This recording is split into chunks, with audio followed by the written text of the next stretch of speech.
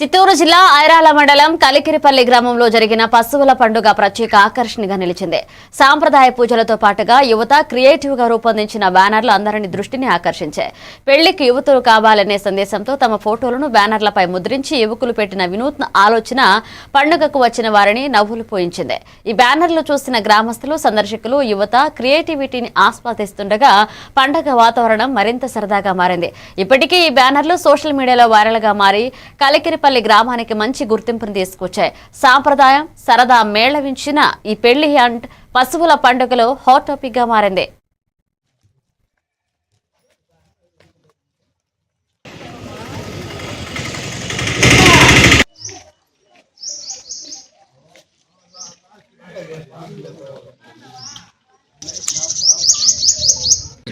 మా యువతకు వయసు అయిపోలేదు, కాకపోతే వాళ్ళు సాఫ్ట్వేర్ ఉద్యోగస్తులు. వధువు కావాలని హైలైట్ చేయాలని, ప్రపంచానికి తెలియజేయాలని పెట్టడం జరిగింది. ఎందుకు పెట్టడం జరిగిందంటే ఇది మన ఆంధ్రాలో ఇంత అన్యాయంగా జరిగిపోతుంది. అమాయకులుగా ఉండేవాళ్ళు కూడా నేర్చుకుంటున్నారు. ఈ పెళ్లి కావాలంటే ఒక కారు, ఒక విమానం, ఒక రైలు ఉందా అని అడిగే ప్రయత్నాలు చేస్తూ ఉన్నారు. ఇది తప్పు.